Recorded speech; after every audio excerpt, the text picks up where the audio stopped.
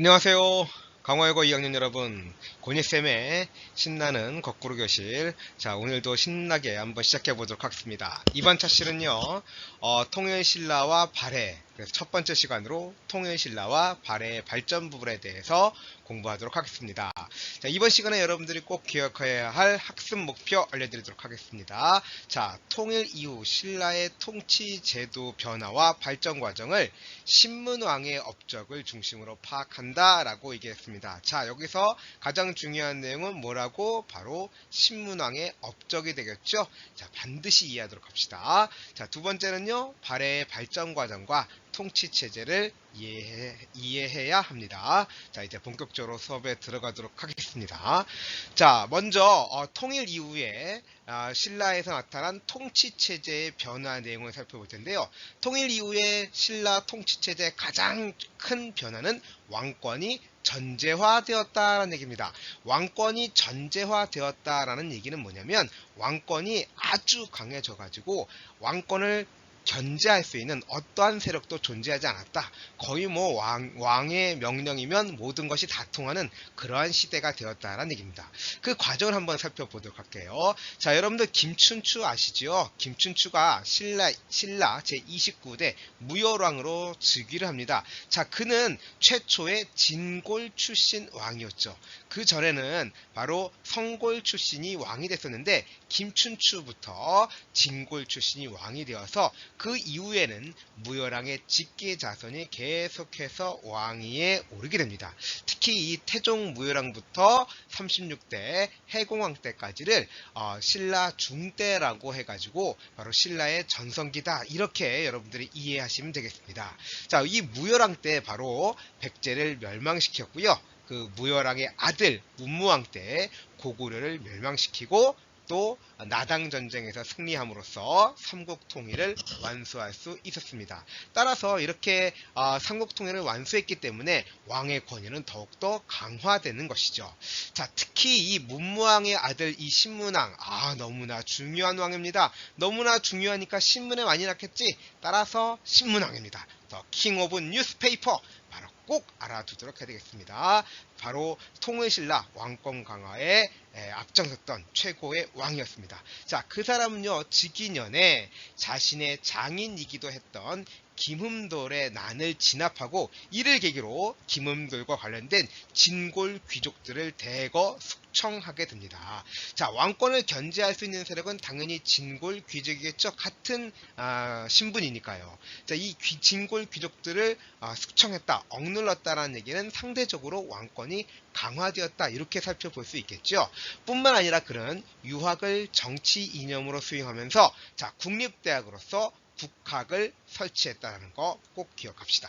또한 그는 이 진골이 아닌 주로 신라 육두품들을 등용을 해서 이들을 왕의 정치적 조언자로서 행정실무자로서 적극적으로 기용을 하게 됩니다. 따라서 신문왕은요, 진골 귀족들의 권력은 약화시키고 상대적으로 그 진골 밑에 있는 육두품들을 중용하면서 왕권의 강화를 꾀했다. 이렇게 여러분들이 기억하시면 되겠네요. 이와 함께 중앙집권화를 추구하기 위해서 지방제도를 구주 오소경 제도로 설치하고 군사제도도 구서당 10정제로 정비를 합니다. 또한 경제적인 정책으로서 관료전을 지급하고 노급을 폐지하게 됩니다. 이것도 꼭 여러분들이 기억해야 할 내용인데요. 바로 이 노급은 진골 귀족들이 가지고 있던 경제적 또 군사적 기반이었는데 이 노급을 폐지하고 대신 세금을 걷는 권리인 관료전만 지급함으로써 바로 이 진골 귀족들의 권력을 약화시켰다 이렇게 여러분들이 정리를 하시면 되겠습니다. 자, 두 번째로 이 시기의 통치체제의 개편 내용을 살펴보도록 할게요. 앞서 얘기했듯이 우리 신문왕 지방제도는 구주 오서경, 군사제도는 구서당 10정제도로 했다라는 거 기억하고요. 먼저 중앙정치제도에서 나타난 변화를 살펴보도록 하면 일단 그 중앙의 여러 가지 부서 중에서 집사부의 권한을 아주 강화시킵니다. 집사부는 어떤 역할을 하냐면 왕명을 수행하는 그러한 역할을 하게 됩니다. 따라서 왕권이 강화되니까 당연히 왕명을 수행하는 집사부의 권한도 강화되는 것이고, 집사부의 장관인 시중의 권한이 강화되어 나가죠. 자, 꼭 기억하도록 하고요. 당연히 진골 귀족들의 세력을 대변하는 관직인 상대 등의 권한을 약화시킵니다. 자, 따라서 왕명을 수행하는 집사부 강화시키고, 또 당연히 집사부의 장관인 시중의 권한은 강화되는 반면, 바로 진골 귀족들을 대표하는 상대 등의 권한을 약화시켰다. 이거 꼭 기억하도록 하고요. 한편 지방제도는 9개의 주와 5개의 소경, 그러니까 구주 5소경 체제로 편성을 하게 됩니다. 자, 넓어진 영토를 다스리기 위한 조치였다라고 보겠죠. 옛 고구려, 백제 지역에 각각 3개의 주를 둡니다. 고구려 지역에 한주, 삭주, 명주, 백제 지역에 웅주, 전주, 무주를 두게 되는 것이죠. 기존의 상주, 광주, 양주와 함께 9개의 주를 편성하고요. 주 아래에는 군 또는 현을 둡니다. 그래서 군 또는 현까지 지방관을 파견을 하고, 그 밑에 있는 촌에는 촌주로 하여금 다스리도록 했습니다. 이 촌주는 그 지역에 있던 토착 세력이다, 이렇게 보시면 되겠습니다. 자, 이렇게 전국을 9개의 주로 편성을 하고요. 군사 및 행정상의 요지에 5개의 작은 서울 5소경을 두었습니다. 그래서 신라의 귀족과 그 다음에 지방의 귀족들을 이주시켜서 거주토록 했죠. 자, 이런 것들은 이 경주가 이렇게 동남쪽에 치우쳐져 있잖아요. 이러한 수도가 지역적으로 편중되어 있는 그러한 문제점들을 보완하기 위한 조치였다, 이렇게 보시면 되겠습니다. 자, 군사적으로는요, 수도와 왕을 호위하는 중앙군은 부서당으로 편성을 하고, 그 다음에 지방은 식정으로 편성을 하게 됩니다. 자, 그런데 가장 중요한, 군대 중에서 가장 중요한 건 여전히 역시 중앙군이겠죠. 이 중앙군을 부서당으로 편성을 했는데, 신라 사람으로만 편성한 것이 아니라 고구려, 백제, 말갈 출신으로도 중앙군을 편성함으로써, 자, 특정 나라 출신 사람들을 차별하는 것이 아니라 각각을 모두 등용함으로써 민족의 융합을 도모하는 정책이었다. 이것도 여러분들 꼭 기억하시면 되겠네요. 자, 지방군은요, 각 주에 9개의 주에 하나의 정식을 배치를 했고요. 자, 가장 넓으면서 국경지역이라고 할 수 있는 이 한 주에는 넓으니까 2개의 정을 배치했습니다. 그래서 10정으로 배치를 하게 된 것이죠.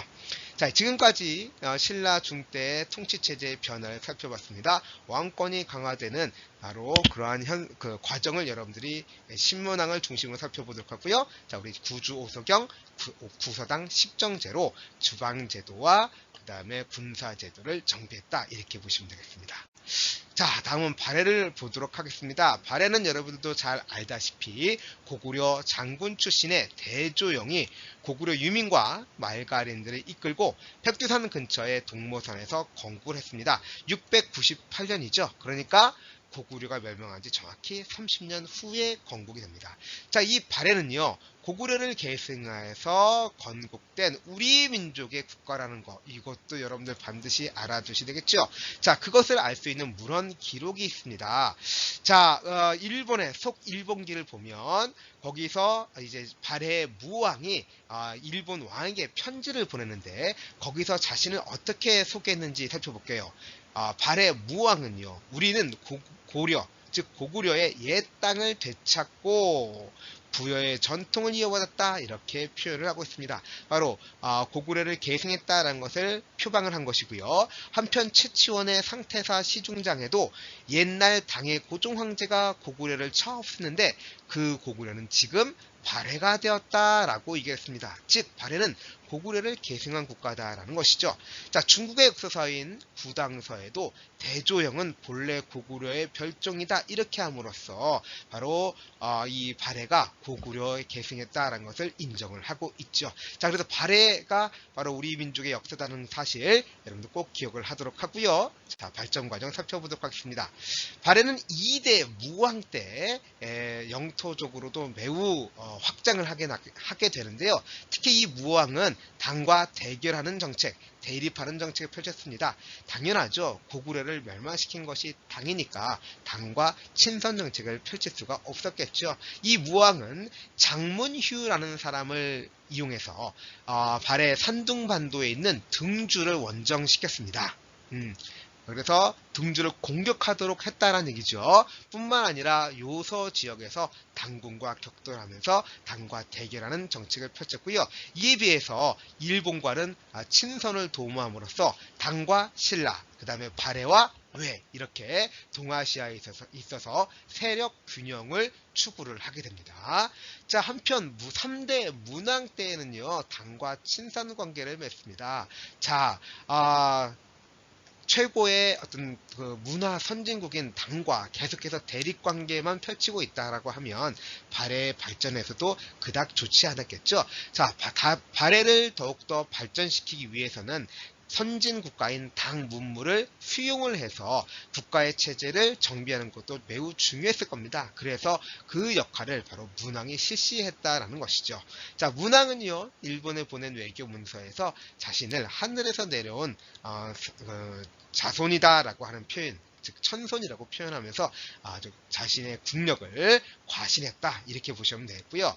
자, 특히 그 발해 전성기는 바로 발해 9대 선왕 때였습니다. 이 선왕 때에 이르게 되면 말갈 세력 대부분을 복속하고 요동과 연해주 지역까지 진출함으로써 당나라에서 이 발해를 해동 성국이다 이렇게 지칭했다라고 하죠. 바로 이 9대 선왕 때 발해는 최전성기가 됩니다.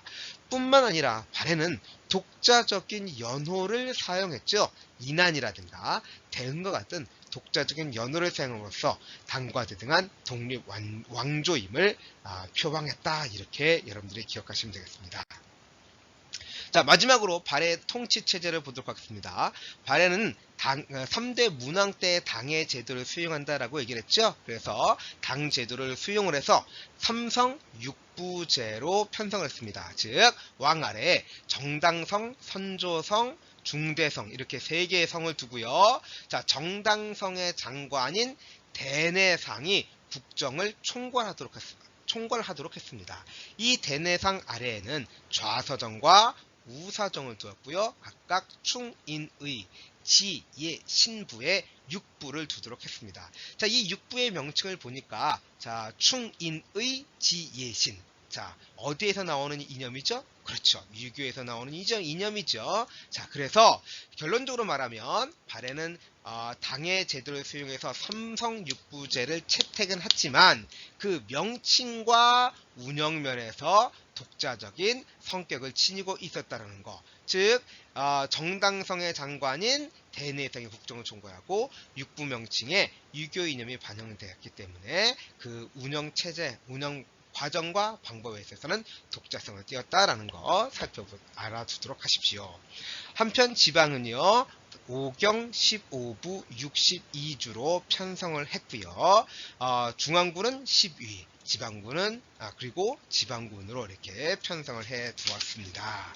자, 이렇게 해서 우리 그 발해 통치 체제 살펴까지 봤고요. 다음 시간에는 통일신라의 동요와 발해의 멸망을 살펴보도록 하겠습니다. 조금 길었네요. 여러분들 열심히 듣고 수업 시간에 다시 만나도록 하겠습니다. 고생 많으셨습니다. 수업 시간에 만나요. 안녕.